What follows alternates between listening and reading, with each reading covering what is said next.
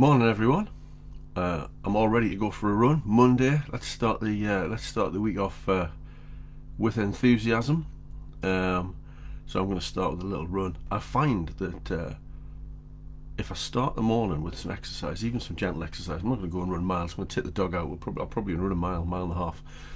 I just find if I start the day with a run, or some yoga or whatever, it just sets the foundation for a great day.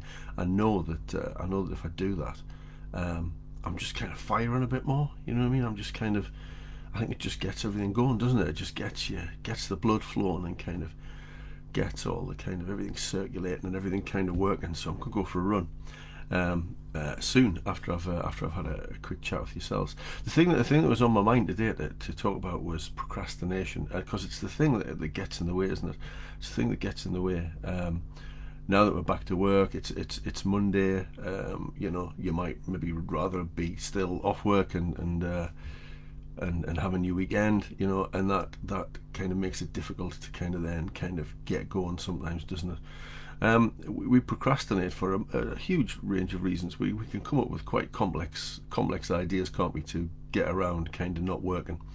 And I've got a few little things to kind of read to you, I suppose.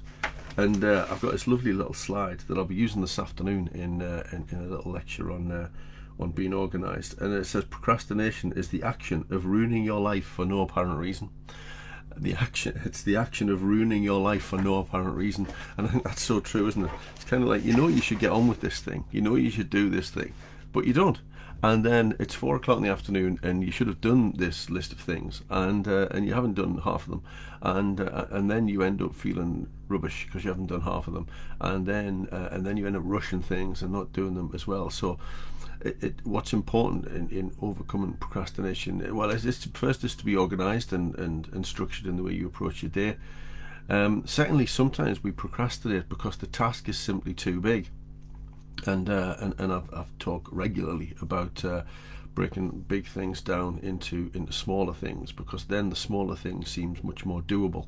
So if you've got a big task, you break it down into small things, diary all of those small things, and try and do the first small thing. And when you do one small thing and you tick it off your list, that kind of encourages you to kind of do the next thing. One of the analogies I use is like if you ask somebody to move a rock that weighed a ton, they wouldn't be able to do it. But if you ask somebody to move a ton of pebbles, they would be able to do it, because they would do it a few pebbles at a time. And if they've got the right tools, they'll do it even better. So you could move the pebbles with your hands. It'd take you forever, but you could if you had a wheelbarrow and a shovel, or one of them big diggers, then you'd move them faster. So getting over procrastination is about making the task, or the element of the task, manageable, and making sure you've got the right tools to hand so that you can get on with the task. So it's a real challenge for us, isn't it, to kind of not procrastinate and get things done. But what's important is, I feel, is not going at your day really fast from the off.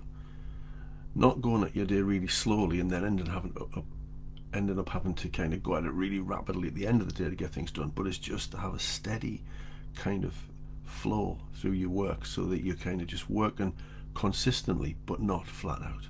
There will be days you have to work flat out, I understand that, but some days, if you just go at each task mindfully, task after task after task, not too fast, not too slow, you will get through the same amount of work than if you do what I used to do, which is faff around all morning, and then have to fly at stuff during the afternoon. So I'm gonna leave you with something from this book by Tim S. Grover called Relentless.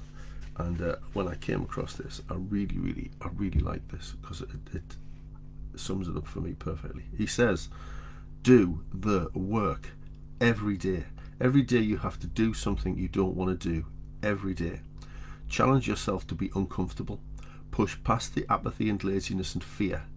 Otherwise, the next day you're going to have to do 2 things that you don't want to do, then 3, then 4, then 5, and pretty soon you can't even get back to the first thing. And then all you can do is beat yourself up for the mess you've created. and now you've got a mental barrier to go along with the physical barriers. Don't put off. Don't put off doing something. Don't put off doing something. Whatever there is to do, get on and do it, and have great days. Have successful days, and enjoy yourself while you're doing this thing. Mihaly Csikszentmihalyi says this. He says that one of the things that we have to try and set our store out by is finding a way to do everything, finding a way to enjoy doing everything that we do. So let's see what joy we can find. I sound like Marie Kondo now, don't I? Let's see if we can find joy in all of the things that we do. Even in getting a job we don't like doing out the way and ticked off. That's where the joy is, maybe. So have joyous days. Enjoy yourselves.